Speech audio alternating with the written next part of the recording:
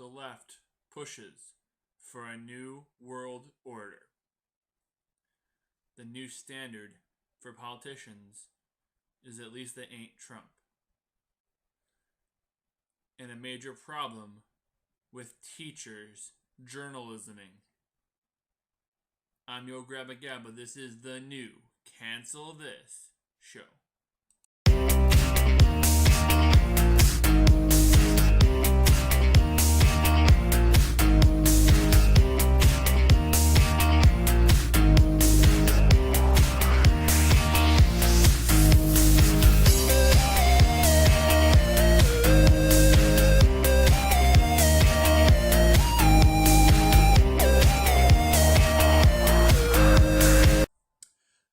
This is Cancel This, the show that fights back against cancel culture and annoys the woke folk.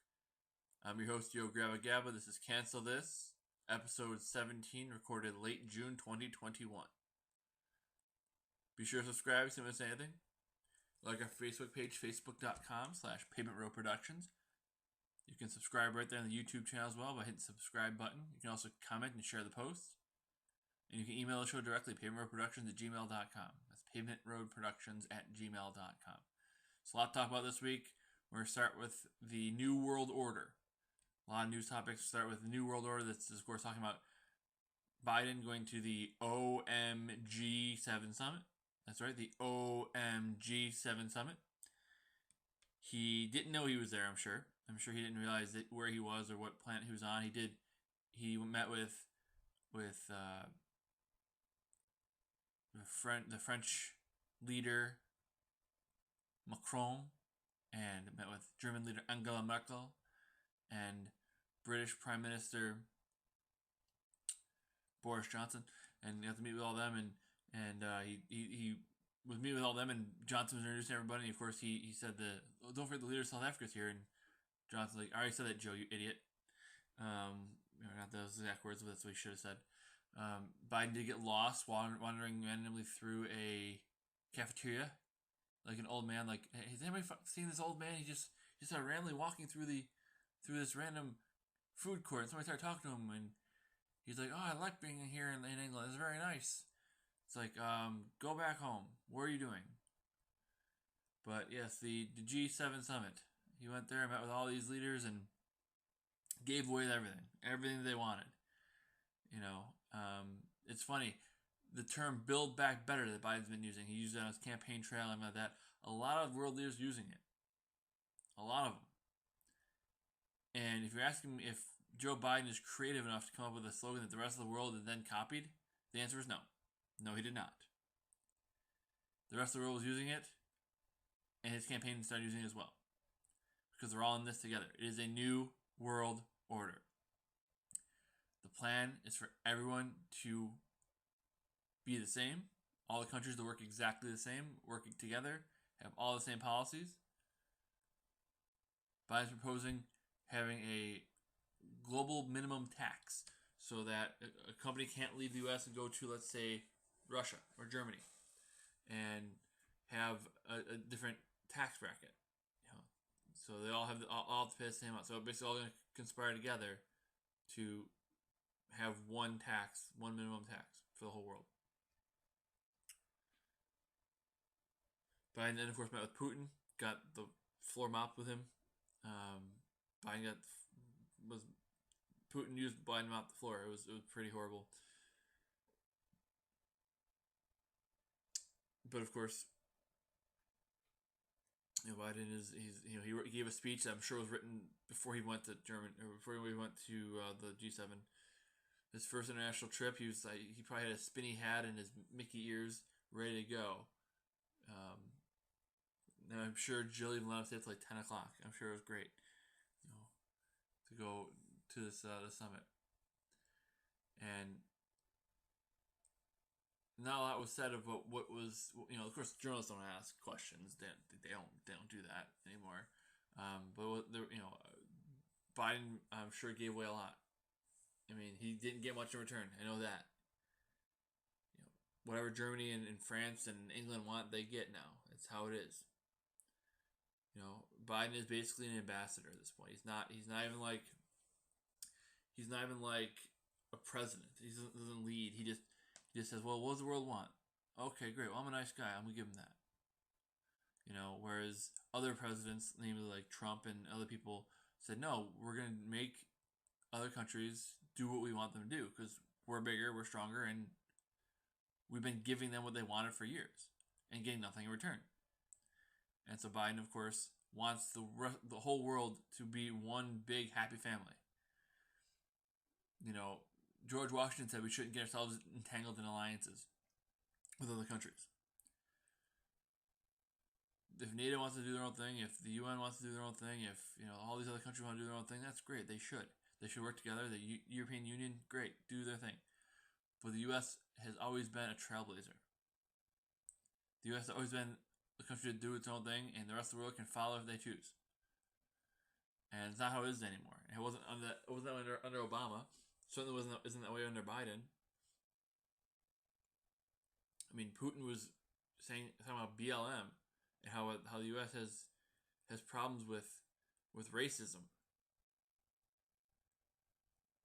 and so that's why the U.S. he can't take anything Biden says seriously because we have problems with racism in our country. Well, it's funny because so does a lot of other countries. Name one country more ethnocentric than China. Name one. You can't. I'll wait. You can't name one. There's not one. Russia's the same way. Russia doesn't like anybody else who's not Russian.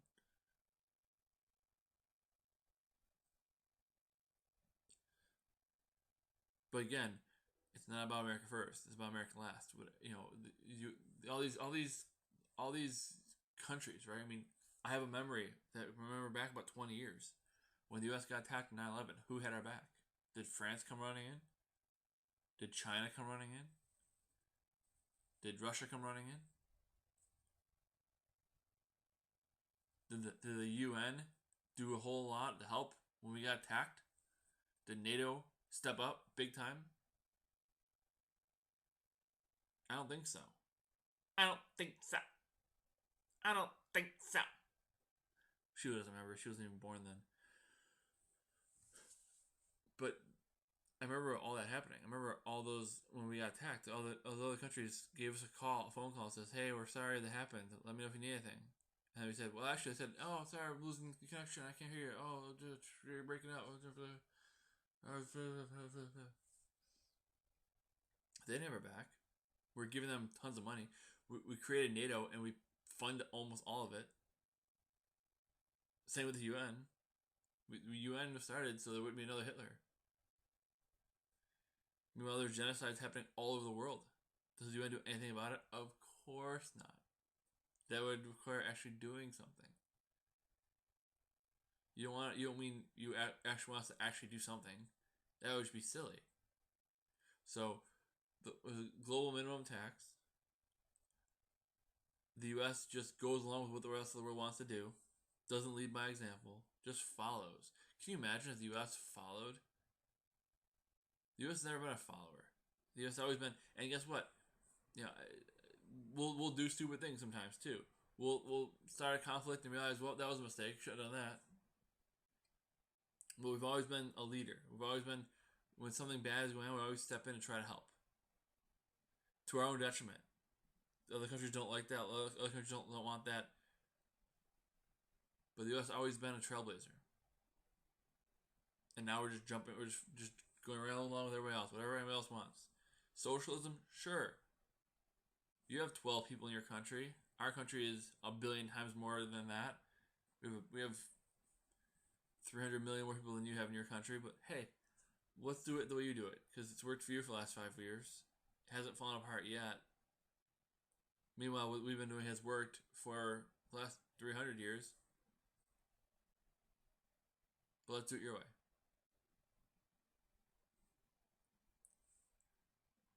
We're the world's leading superpower.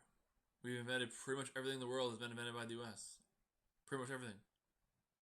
Greatest military of all time. The only remaining superpower left. China's trying to overtake us, so is Russia. And they're getting close. Because we keep dumbing ourselves down. The New World Order. We're going to do exactly what the other countries do because guess what?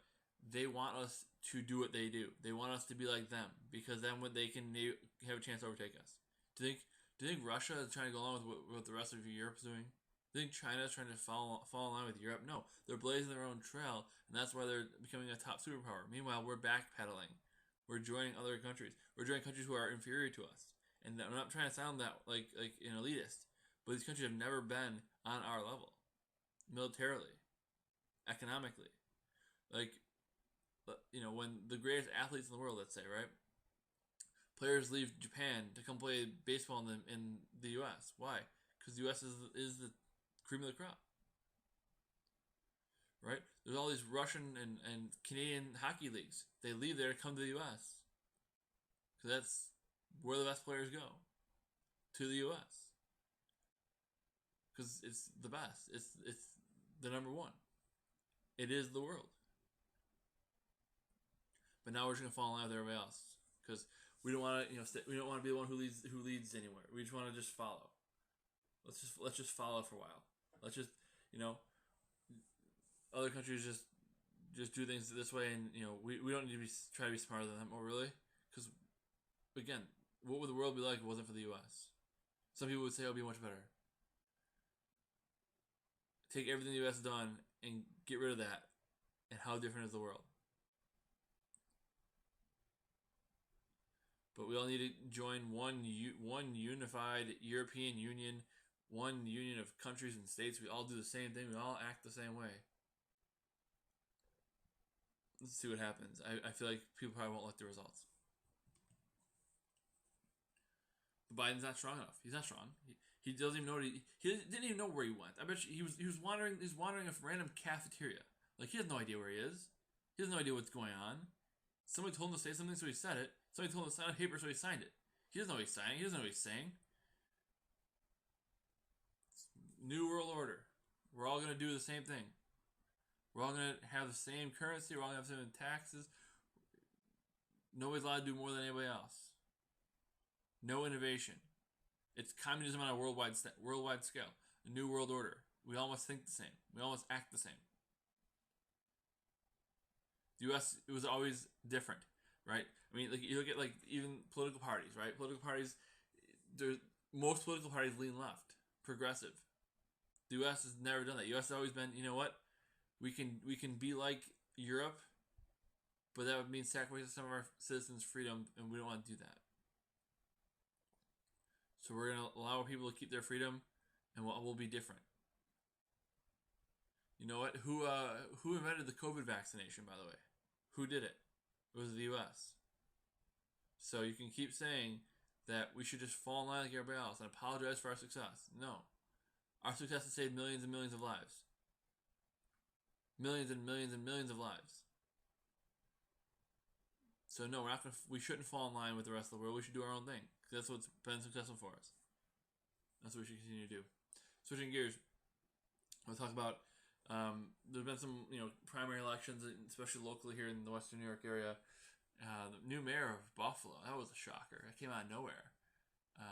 Byron Brown, a 4-time mayor of Buffalo, moderate, Democrat.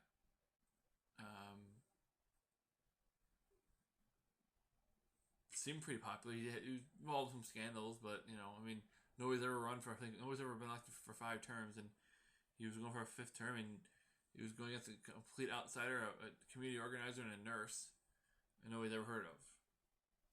India Walton, and India Walton upset him in the Democrat primary. It was surprising that he even had a primary. They gave him a primary challenger, but they gave him a primary, and he was primary, and he lost. 4-time mayor losing, so that's crazy.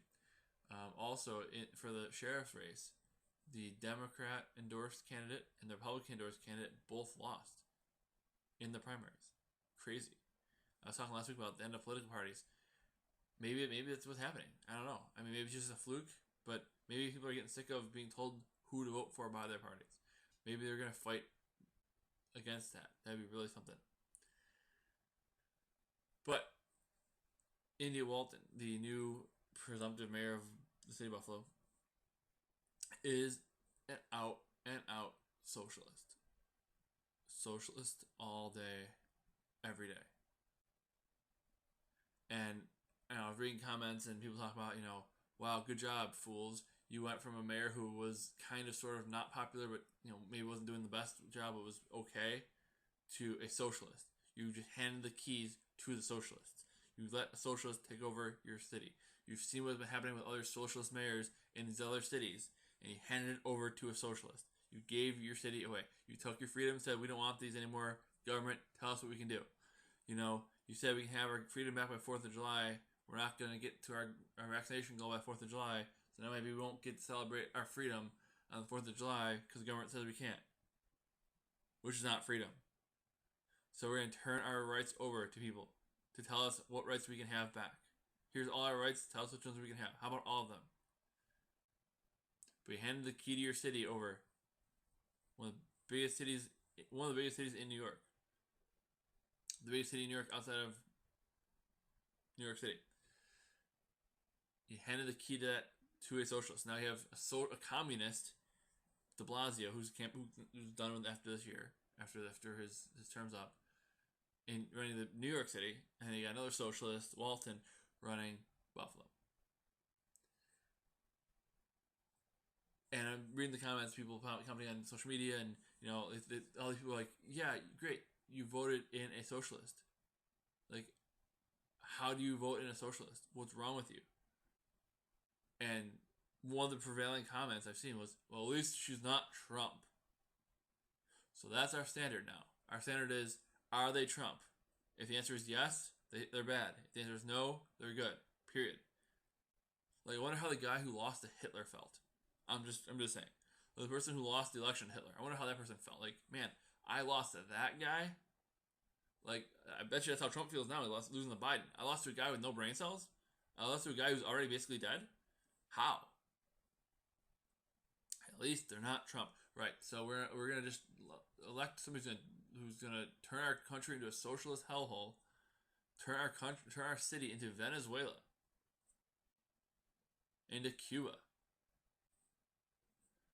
into New York City, into Portland. We're going to turn our city over to one of these people. I think I saw the votes. There was only 20-something thousand votes that were cast. In a big city like that. But good for India Walton winning the vote. I mean, did what you had to do. Not a great voter turnout. It seemed like it was gonna be an easy decision for Byron Brown to win again, but it wasn't the case. But again, who cares if she has horrible ideas?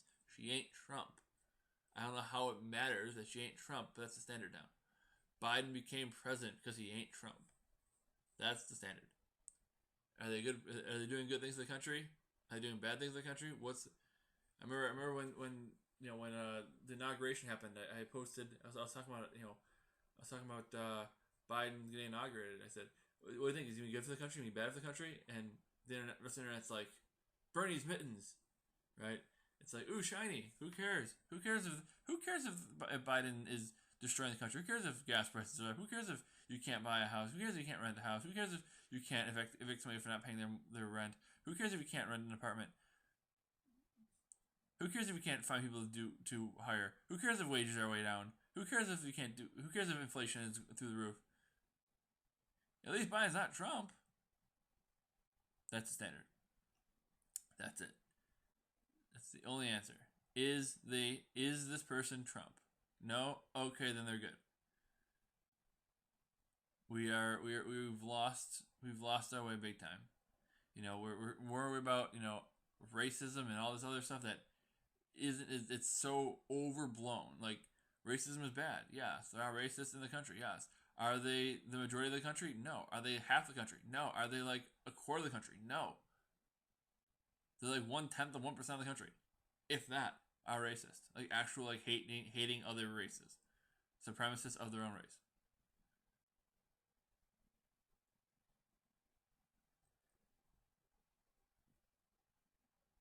Just tear the country down and do that. Do you think China gives a rip about racism? China's laughing. These idiots are so worried about offending each other with their PC and their cancel culture They don't care. They're not worried about it. China's not going to be like, oh well, we were going to take over the world, but we have to not be so mean to each other first. They don't care. The Chinese people hate pretty much anybody who's not Chinese.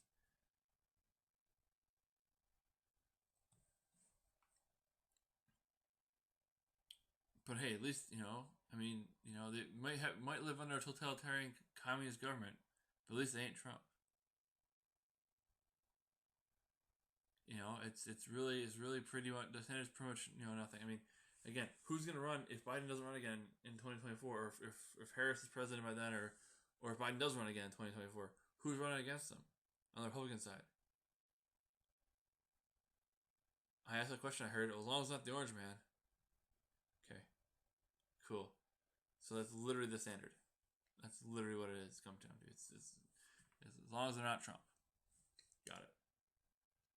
Meanwhile, all the policies that Trump put into place that were working, they've been reversed. Why couldn't Trump win again? Why was it bad for the rest of the country for Trump to win re-election? Well, if Trump won re-election, there would probably never be another insider to win ever again, right? If Trump wins re-election, he's in office for 8 years, fixes all the problems. He fixed a bunch of things that were wrong, fixed a bunch of them, and now you got to get him out of office, because if he's in office for 8 years, he's gonna fix everything. And all these politicians who've been saying, re-elect me for the last 40 years, keep me going for the last 40 years, keep me employed for the last 40 years. If you have a guy come in and fix everything in 8, and they've been saying I'm gonna fix it in 40, I haven't done half of that in 40. Yeah, they look really, really bad. So you would never elect another career politician ever again if Trump won re-election and then continued to do what he was doing and fixing all the problems. On the flip side, Trump losing re-election, now all the insiders can say, see what happens when you don't elect an insider, you don't elect somebody who has experience, bad things happen, and if you try to run as an outsider, you're not going to win, or if you do, you're only going to get one term, and then you're going to be out. So it's exactly how the insiders wanted it, obviously. The political insiders. And India Walton, by the way, is a political outsider. She's a socialist.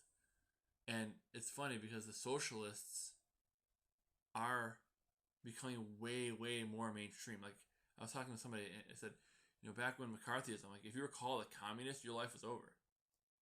Like, you were run out of town. You ceased to exist in polite society.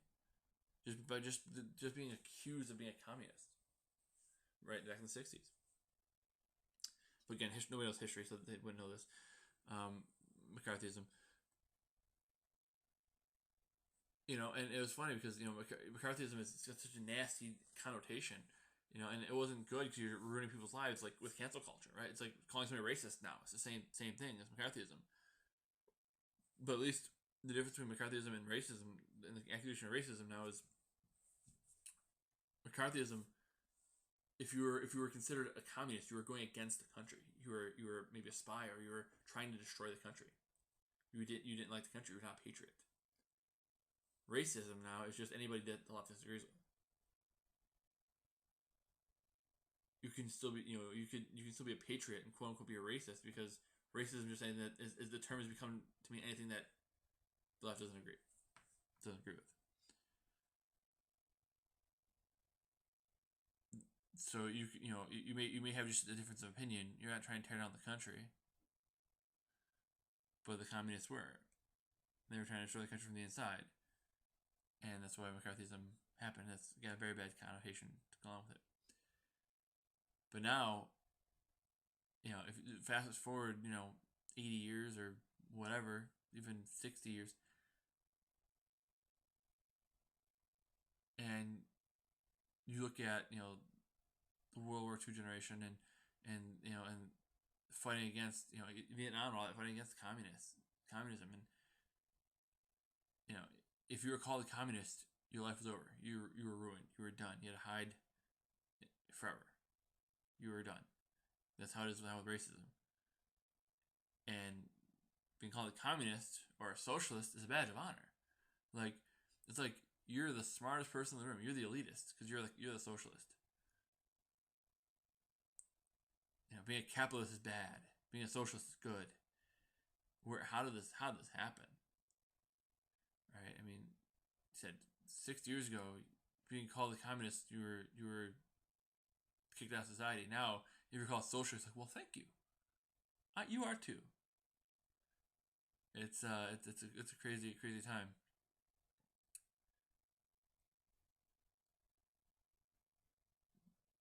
But yes, as long as you're not Trump, it doesn't matter it doesn't matter what you do. It doesn't matter if you hate your country. It doesn't matter if you want to tear it down and destroy it. In fact, if you want to tear it down and destroy it, you're actually one of the good guys because you're oppressed.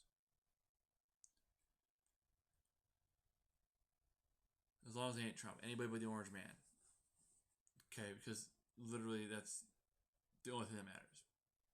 The only thing that matters, as long as they're not Trump. So let's go ahead and wrap up here with teachers journalisming.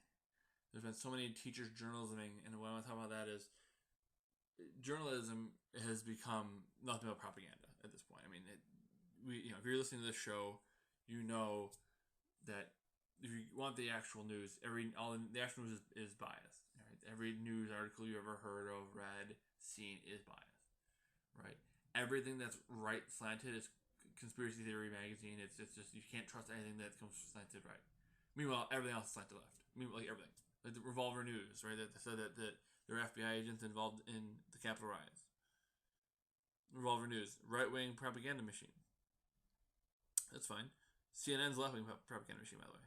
I mean, it is. MSNBC, propaganda. New York Times, propaganda. Washington Post, propaganda. So journalists aren't journalists. They don't investigate news. They just tell their opinion and they pretend it's news. Breaking news. I think the world is flat. Okay. Well, do you have any evidence backing it up? No, but that's how I feel.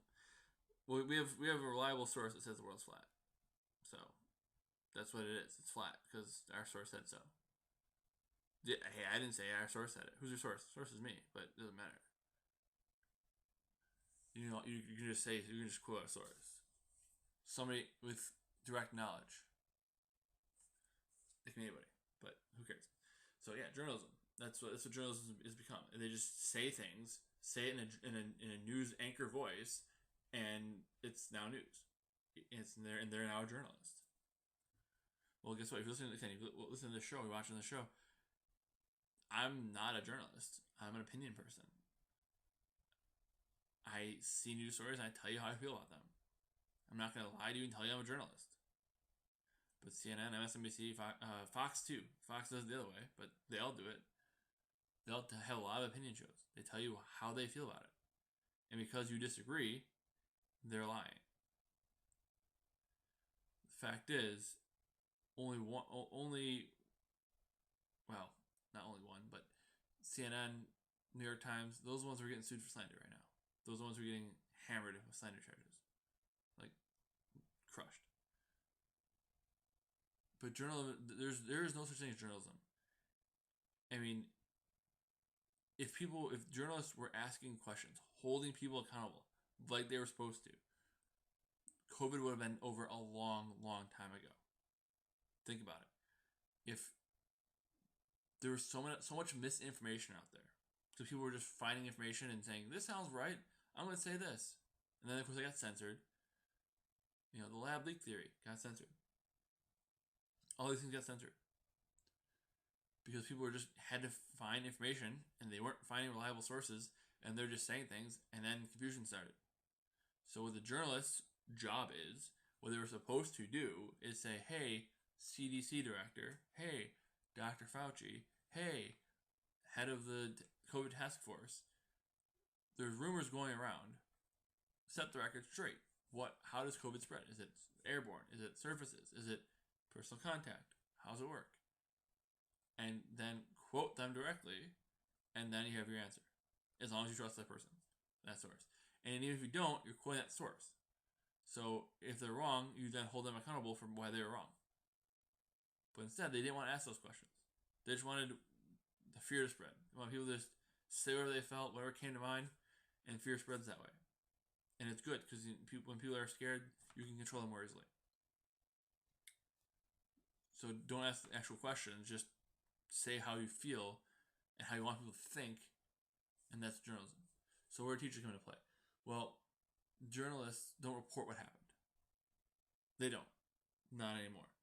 They tell you how they feel about what happened, or how they feel about what may have happened, or what they believe happened. Teachers are now doing the same thing. Right? If you take a history class, the teachers aren't going to tell you what actually happened in history. They're going to tell you how to feel about what happened in history. LBJ was a great president. Andrew Jackson was horrible. Jefferson and Washington were slave owners. Okay, well, how about you just tell the history? How about you just tell the history? How about you just tell the story? Like, instead of passing judgment, like, journalists aren't supposed to pass judgment on their stories. They're supposed to just tell you what happened. And teachers are supposed to be the same way. They're supposed to just tell, especially history teachers, math teachers, they're supposed to just give facts. And however you see the world, you can interpret those facts how you see the world. If you lean right, you can see something and say, well, I think that this is good. You lean left, say, I think this is good, or this is bad. But they're supposed to give you facts. And then you're supposed to internalize them, think about them, and react how you would. But that you're not allowed to do that anymore. You have to react the way you're supposed to react. CRT is good. Critical race theory is good. White people are bad. Black people are oppressed. That's a fact. Well, no. Well, yes, because history, there was slavery. Okay. Well, that's not the only thing that happened. Like, there's a lot more to that. And when you present only one side of every story, because Lester Holt, who then got into an argument with Kamala Harris, Lester Holt accepted an award, and he says he's not even going to cover the right side of this political spectrum anymore because they don't tell the truth. Then he interviewed Kamala Harris, asked her why she didn't go to the border yet, and she cackled and said, "Oh, I haven't been a year, I'll be there."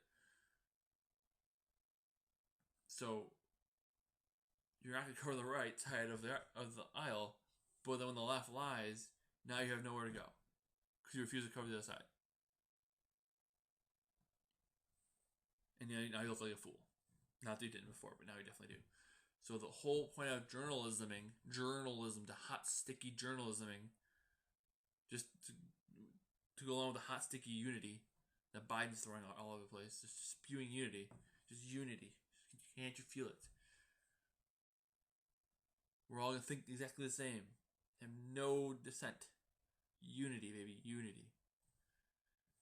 So the point of journalism is to present information. People can then interpret that how they choose to, but that's not been the case for a long time. It's been steering away from that for a long time. It's 2% show, 90% business. Show, business. 2% show, 90% business. If it bleeds, it leads. Head, heart, pocketbook. All those things. Important, it's and the biggest thing is too, because the way the stories are covered have a slant. They always do, but that's not even the big part. The big part is what they don't cover. Hunter Biden using derogatory terms for Asians, using the N-word repeatedly, using his paint, his career as an artist, to sell influence, peddle influence. Joe Biden said he never met with his son's business partners. Yeah, there's pictures of him meeting with his son's business partners. Pictures. You can look them up. They weren't doctored, they're real. But the media doesn't cover it. Journalists don't cover it. They only cover what they want you to see. That's not journalism. Journalism is to report the news, and people can then interpret it how they choose to. And teachers have been becoming the same way. Here's the facts, but I'm not going to give you just the facts. I'm going to tell you how to think about the facts. I'm going to tell you how to regurgitate those back to me. Critical thinking be damned. And that's the problem. When I was younger, I was taught, think critically. See information, break it down, dissect it, and come to your own conclusion. Now, it's don't think about anything, just say this. Just think like this. This is bad, this is good. Well, this might, nope, that's not good. Nope, don't think that, like that. This is bad, this is good. If you don't think this is bad and this is good, then you're a racist, you're a bigot, you're a homophobe, you're a bully, you're a xenophobe. Well, I think that Hamas attacking Israel is bad. Nope, Israel's bad. And if you don't think if you think if you don't think Israel's bad, then you're wrong. So you can attack Israel for what they do, and that's not anti-Semitism. But if you dare attack China, you're racist against China, against Chinese people. It's weird. If you attack what China, the country of China does, you're a racist. But if you attack all Jews because of Israel, you're not anti-Semitic. It's weird. It's weird how it works. You can only think one way. Dissenting opinions are not acceptable. I mean, what was it? The school in Virginia, the town in Virginia that had the people protesting CRT. They had a school board meeting. People showed up to protest CRT. Like, everybody there was just screaming down the school board members one by one, telling them how terrible CRT is, how they can't read The Kill Mockingbird, but they can read basically pornographic novels. And they're screaming down the school board, and they open up, school board opened up for questions, and people just came up and started asking questions and just complaining and saying how terrible this is and how they all need to be resigned or be voted out of office as soon as possible, blah, blah, blah. And the school board just couldn't take it anymore, so they shut it down.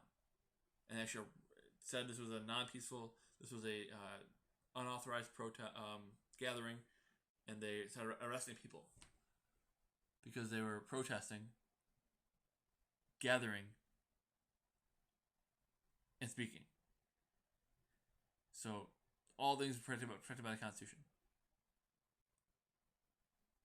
And they were shut down because they were saying things that the school board didn't like and didn't find it was uncomfortable for them. Because again, schools are no longer about teaching you to think. They're teaching you what to think. They're not supposed to teach you what to think, they're supposed to teach you to think. Here's what happened. Make of it what you will. And guess what? If you say something that is horrible or wrong or offensive, guess what? It's your right to say things that are horrible and wrong and offensive. It's your right. There may be ramifications for it, but it's your right.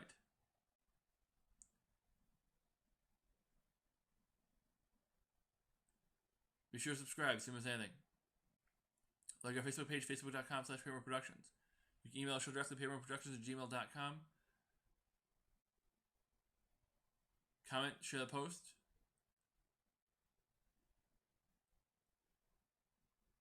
Tell your friends. Email the show, paymoreproductions@gmail.com. Facebook.com/paymoreproductions. Subscribe right there on YouTube channel. Tell your friends. A lot more to get to next week. Definitely stay tuned. Definitely stay in touch so you don't miss anything. There's always a lot to talk about. Always a ton to talk about. It is a gold mine of craziness in the Biden White House, in this new world order. Definitely give us your feedback. Let us know what you thought. And we'll be back soon with even more. Thanks for listening.